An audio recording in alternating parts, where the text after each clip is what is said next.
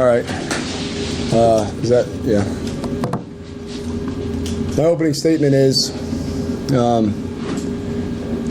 we have a bunch of tough kids on this team who fought to the very bitter end, and I knew they would. I told them in the locker room that wasn't even up for debate in my mind. What I wanted to see us execute, and that's what we did. You know, since I've been here, there's been a lot of talk about guys coming in here and owning the Tidewater and owning Hampton Roads and things like that. And I guess those guys don't study history very much, because if you have any sense of history and any sense of the Revolutionary War, you know that people from Hampton Roads don't give up very easy. So we're going to keep fighting to the bitter end, and there's no one who's going to come in here and just take what we deserve. So we're going to keep fighting. No moral victories. Can't make some of the mistakes we make and expect to beat a good football team. But we've got to continue to improve. But we certainly had some execution tonight. There was a profound change in DJ from the first half to the second half. What do you say at halftime, or did you really say anything to him? I think the profound change was we started to execute better at all 11 positions, including his own. And I don't mean to make that really simple, Reese, you know what I mean? I think that the quarterback always gets too much credit and too much blame. And he started to execute better, but we had 10 other guys executing better too, and I think that was the biggest factor. It's really hard to get into a rhythm if you're having issues, across the board, So that's what we were having in the first half, and obviously I've got to find a way to make sure that we play better in the first quarter. At what point did you feel the momentum switch? I don't believe in momentum. I don't mean to be one of those coaches, but I believe in momentum's created by the execution you have on the next play. Momentum's not a real thing. And if it is, then I need to correct that, because it can't be a real thing. We can't allow it to be a real thing. That's completely opposite of our 1-0 mentality, and so we can't allow that to be a thing. We've just got to go out there and execute 1-0 on every single play, and that's what I told him at halftime. What was the reason for the penalty after the touchdown? We had a player who ran on the field after the touchdown. He let his emotions get to him a little bit. That being said, that same player, his emotional prowess, his emotional leadership is what kept a lot of guys in that game. So I've come back from 28 points before to win a game. I should have anticipated that happening, and I didn't, and that's on me. I'm the head coach, and I need to make sure that I stop that from happening. Would you have gone for 2 if it wasn't for the penalty? I think we would have kicked it and gone. I'm a believer in you're at home, you kick it and you go play them, and on the road maybe you look at going for 2. But I think that at home you go do it. I'd like to see go into that same end zone with our sweets right there and see what can happen. Ricky, you absolutely dominated the second half. Do you think? I know there are no moral victories, but it seems like you guys found your legs, found your rhythm in the second half. I think I told the guys at halftime that I needed them to believe in themselves as much as I believe in them. And I don't think that was happening in the first 3.5 games, even Hampton. I think in the second half, they realized that I was being genuine with that, and that I really do believe in them, and that they need to start believing in themselves. They've been kicked around for a while, and as much as I tell them that they can be great, they need to see visual evidence of it. But I think they finally realized that I was being serious when I told them I believed in them. Ricky, this was the first, it wasn't close for long, but it's the first time you've been in a close game this year. But at the end, what did you learn about your guys from that in that respect? That the pressure of the moment doesn't impact their performance. I thought we went down and we kept playing, and then it didn't matter what was going on. Our defense kept playing. Our offense just kept playing. We had some things that went wrong even in the second half, and we just kept playing.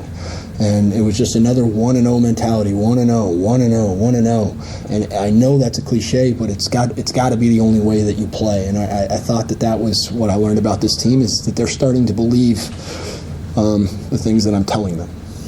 Coach, you've been emphasizing discipline and execution throughout this entire season. And as you just mentioned, even in the second half, there were some things that weren't going so well for you guys.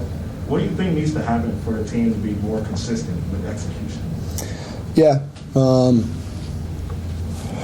I think we've just, some of it is, there's some belief issues on whether, is that really the right technique that I should use? Is that really the right thing that I should do there? Some of it's that. Some of it is, just maybe not just being focused enough on the next play, and letting something else whether I'm tired, letting your circumstances dictate your behavior. So we've got to stop that. Some of the penalties you absolutely have to eliminate. The pre-snap and post-snap penalties, those have got to go away. Some of the other penalties, I've never seen that called in my life, where a guy tackles a guy like that and on a tackle, well, he's got him, that they called unnecessary roughness. I've never seen that in my life. And it happened 2 other times in the game where somebody did the exact same move and they didn't call it. So I don't know what to tell the guy on that one. You know what I mean? On some of the other ones, we've got to make sure that we're being smart. So I want the guys to play aggressive. I want them to play right to the edge. Is that going to lead to the occasional penalty? Absolutely. But we can't have the pre and the post snap ones. Have got to be eliminated. Those are foolish. Ricky, you had some guys. You had a lot of mistakes tonight, and I know Nick must feel terrible, but this doesn't fall on him, does it? No, there's no one play that ever wins a football game, ever, in the history of football. There's never been one. Like I always tell the guys, you have no idea. They just play in the first quarter. They can get it right. I mean, we kick blocked in the first quarter. We had some wrong, checks on defense that cost us, that where we would have stopped them.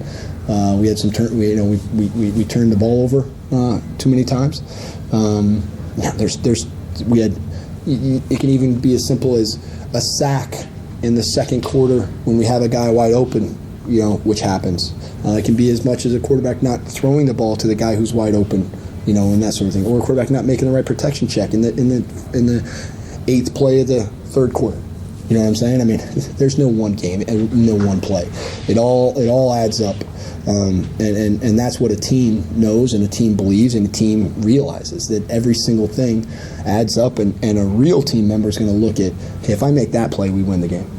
That's what a real team member is going to say. So obviously, we're going to have some guys who are going to be hurting tonight, but we should have 113, players, and countless coaches hurting too, because all of us could have done one more thing that would have helped or would have won that game. It could have been on Tuesday, right?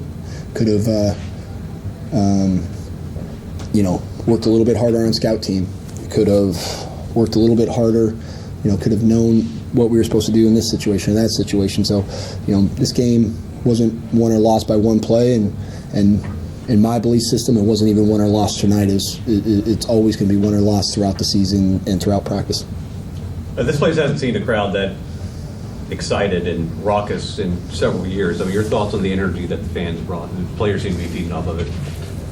Yeah, I mean, I thought the crowd did well. I mean, again, I don't focus on that too much. I know they're there, and I couldn't appreciate them more. I mean, it just the people who are there, in the Monarch March and all that sort of stuff. I mean, people they're giving their blood, sweat, and tears too, and I appreciate that. It's just when I'm out there, I'm trying to get going, and I'm trying to bring energy for our guys, and I'm trying to make sure that our guys know that I believe in them on every single snap and those sort of things, and I'm going to continue to do that and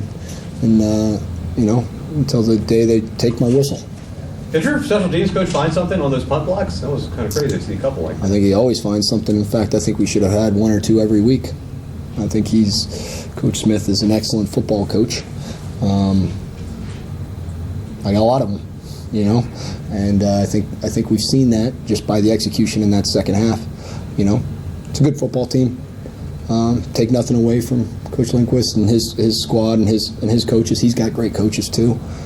He's got some guys who have won a lot of football games, but I know this: they're glad there wasn't a fifth quarter. Anything else for Coach? Coach, last week you talked about earning the win in practice. Do you feel like you guys practiced well enough to come in here and win tonight? We were much closer. Much closer. I think my standard is pretty high. We were much closer. We had the best 13 periods of practice that we've ever had since I've been here on Tuesday. Dipped a little bit at the end, but it was still pretty darn good. I probably was looking for things that I shouldn't be looking for. Wednesday had a good practice. Had a good practice. I wouldn't call it dominant, but it was good enough. It was good enough to win. Thursday I thought was good in some adverse conditions, and then Friday I thought there was a few things that we made mistakes on in just our jog through, or actually it's a full speed run through, but and a couple of those showed up in the game. So we've got it. That's a lesson to us that every single practice matters. There are no practices that don't matter. I wouldn't have you out there if it didn't matter. Anything else? All right, thank you guys. All right, we'll take questions. Go ahead. So, DJ, what changed between the first half and the second half for you tonight? Well, for us, we just had to execute. Regular.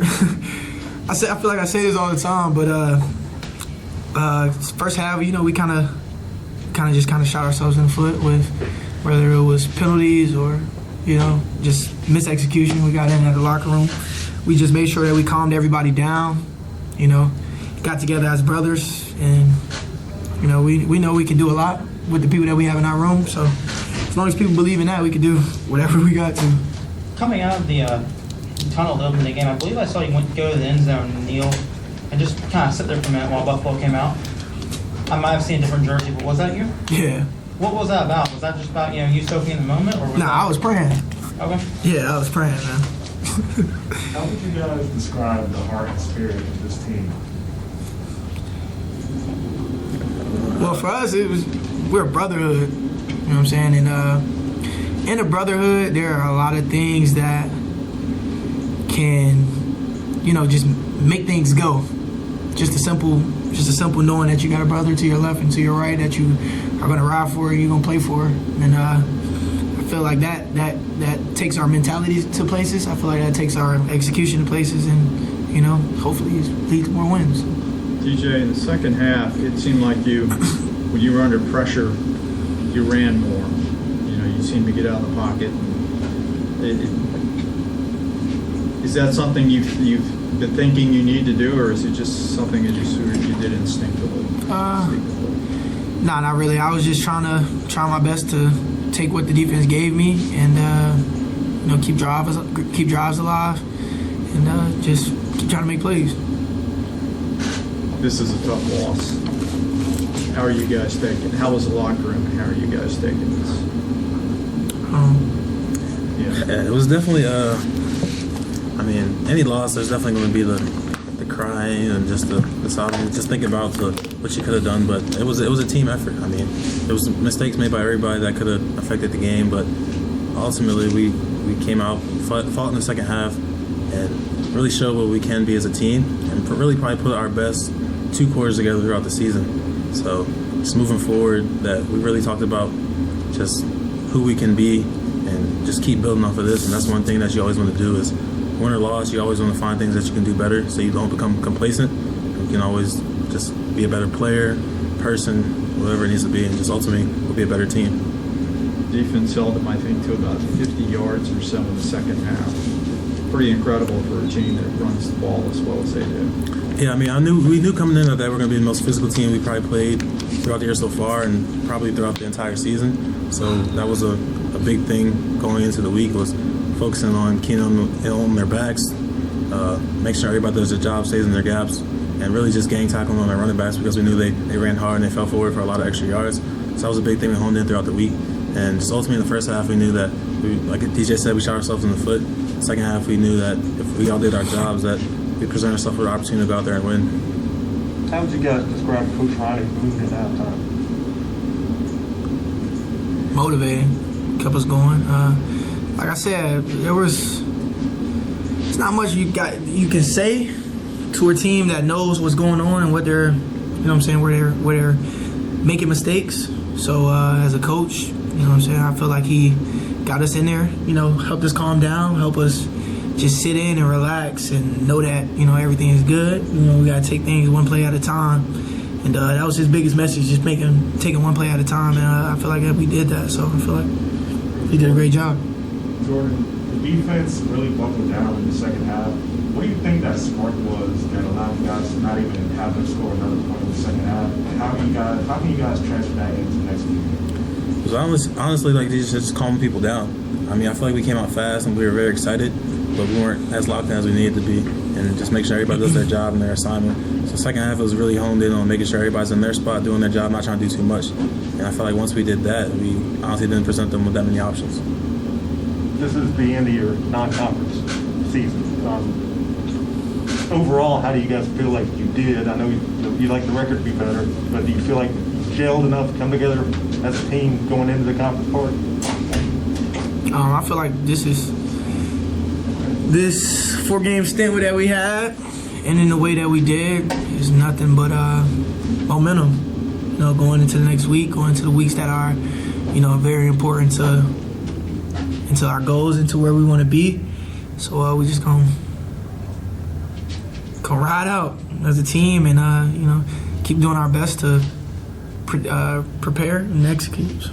Yeah, and I felt like that we're at a way better place than we were at any point during the 2019 season. Being here for that, and just kind of just butting heads back and forth, it was kind of divided amongst the locker room. I feel like we never, whatever the outcome was at any point in the game, we never turned on each other. We always tried to uplift one another and just cheer on our brothers and make sure that we're doing it for the guy on our right and our left. So When you battle back like you did tonight, and your kick rest around out there and try to make one, and he doesn't, how do you guys pick him up? It's easy when you're brothers. You know what I'm saying? Yeah, it's easy. It's easy when you're brothers. You know what I'm saying? Just talk them up. It's the only thing you can do. Just talk them up, make him feel less than, or make him feel more than what he is. You know what I'm saying? That's the biggest thing. Motivating, knowing that it's gonna be okay, knowing that we're gonna get another one, knowing that this is not the last one that he's gonna kick. Not gonna be the shortest one he kicked. Not gonna be the furthest one he kicked. And it's not gonna be the only one that he missed, probably. You know what I'm saying? That's just the way, you know, life works. And as humans and as, you know, teammates, it's our job to keep him going, because if not, then, you know what I'm saying, it could be worse, or just his mental, you know, anything like that can go somewhere that we don't want it to go, because we don't want that for our brothers, we don't want that for our teammates. So, yeah, like I said, it's easy. We just got to keep them up, got to keep everybody up, you know what I'm saying? Everybody's down about the loss. Nobody's happy about what we went out there and did. Nobody's happy about the end of results. So, you know, as brothers, we got to keep everybody up. Is this a good team? Great team. And you played a very good team tonight, and you totally outplayed them in the second half. What does that say about you all? I mean, I just feel like it shows the glimpses of who we can be and who we want to be and who we believe we could have been since camp started. And just it shows that the team that we want to continue to build and work towards, and just every moment we spend together, every opportunity we get to play, we're building towards that, and just like I said, DJ said, gain momentum. Anything else for the players? All right, thank you.